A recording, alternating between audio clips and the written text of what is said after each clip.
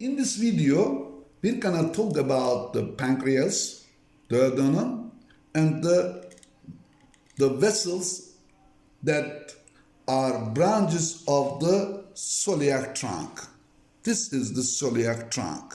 Celiac trunk supplies the organs that derive from the foregut. Now, this is the left gastric artery. This is the splenic artery. This looks a very gorgeous artery in X-ray films.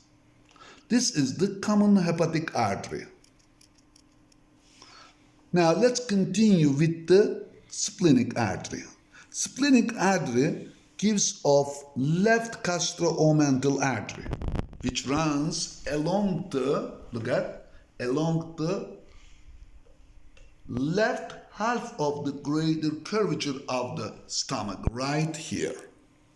And there are also short gastric arteries, branches to the splenic artery. They supply the fundus of the stomach.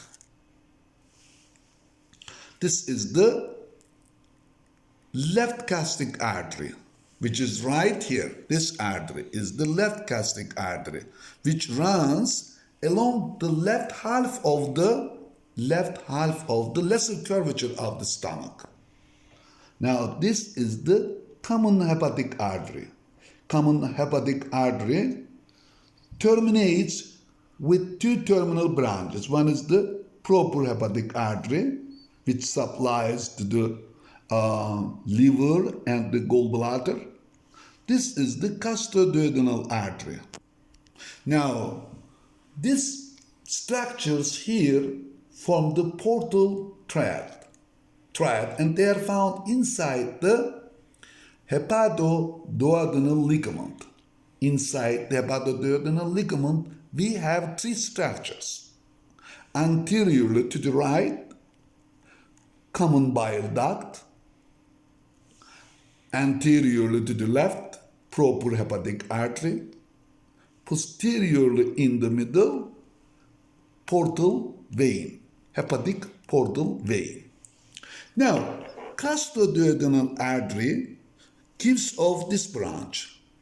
This is the right gastro-omental artery. Right gastro-omental artery is this one here. So it runs along the greater curvature of the stomach, along the along the right half of the greater curvature of the stomach. This gastroduodenal artery runs on the posterior wall of the first part of the duodenum. And duodenal ulcers are common in the first part of the duodenum. If ulcer penetrates and perforates posterior wall of the duodenum, then the gastroduodenal artery, this can cause severe bleeding. And gastroduodenal artery has other branches. One of them is this one. This is the anterior superior pancreaticoduodenal artery, which runs anterior to the head of the pancreas. Here is the head of the pancreas. And there is another branch arising from the gastroduodenal artery is the posterior superior pancreaticoduodenal artery, which runs posterior to the head of the pancreas. Look at this one. This is the superior mesenteric artery. Superior mesenteric artery has a branch. Actually, its first branch from its right side is the inferior pancreaticoduodenal artery. Inferior pancreaticoduodenal artery has a anterior and posterior ramus. Now, the anterior ramus anastomoses with the anterior superior pancreaticoduodenal artery. The posterior ramus anastomosis with the posterior superior pancreatic duodenal artery. And also there is another small branch arising from the duodenal artery. It's called the superior duodenal artery. So, anterior, posterior, superior pancreatic duodenal arteries, inferior pancreatic duodenal arteries and its anterior and posterior branches supply the head of the pancreas and also the duodenum. So these are the vessels or the arteries for the duodenum and the head of the pancreas. But the rest of the pancreas is supplied by the splenic artery. There are several branches arising from this splenic artery. Now, the first part of the duodenum is intraperitoneal, but rest of the duodenum is secondary retroperitoneal. The pancreas, its tail is intraperitoneal, but rest of the pancreas is secondarily retroperitoneal. Now, here is the head of the pancreas. Here is the neck of the pancreas, body of the pancreas, and tail of the pancreas. This is the main pancreatic duct. Here is the main pancreatic duct. This is the accessory pancreatic duct. Sometimes may not exist. Now, what you see up here is the common bile duct. So the common bile duct joins to main pancreatic duct and form the hepatopancreatic ampulla. This hepatopancreatic ampulla opens into descending or second part of the duodenum and forms a major duodenal papilla. Major duodenal papilla. If there is a accessory pancreatic duct, then there is a minor duodenal papilla.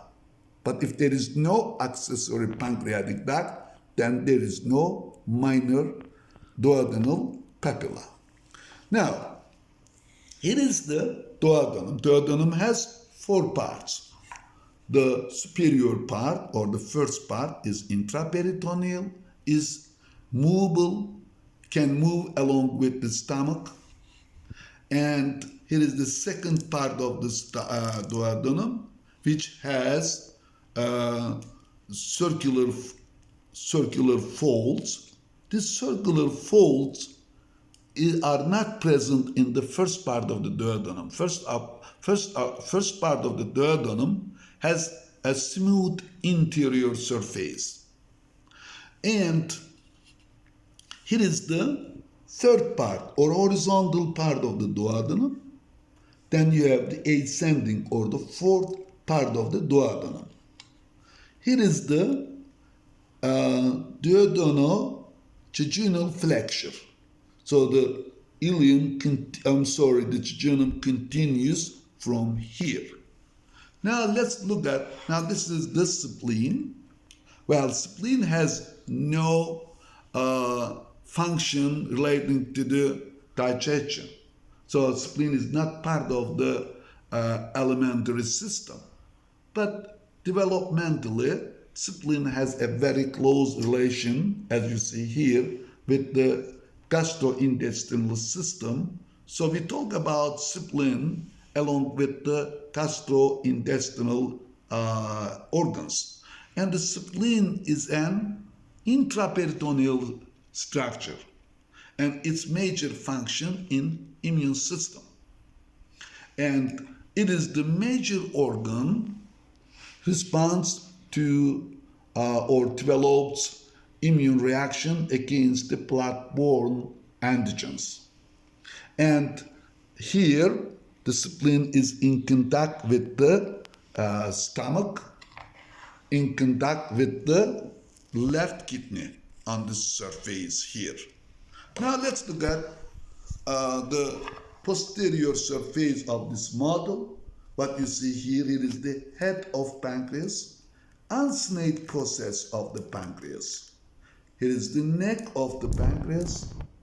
Between the neck and uncinate process of the pancreas, there is a notch. This is called pancreatic notch.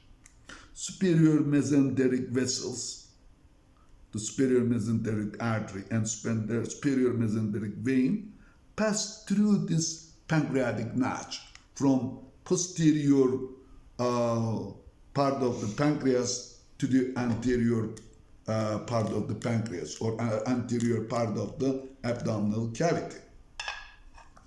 Now, this is the splenic vein. This is the inferior mesenteric vein, which drains the large intestine, venous blood of the large intestine. As you see, inferior mesenteric vein joins the splenic vein. Then splenic vein joins the superior mesenteric vein, which drains the small intestine, and then they form the portal vein, hepatic portal vein. Well, there are other small veins that directly drain into hepatic portal vein. Those include the left gastric vein, right gastric vein, and cystic vein, and the paraumbilical veins. They all drain into this hepatic portal vein. As you see here, this is the secondarily retroperitoneal part of the duodenum. This is the common bile duct or the common choleduct. Okay, this is the superior mesenteric artery. These arteries are the jejunal arteries. And down here you have the ileal arteries.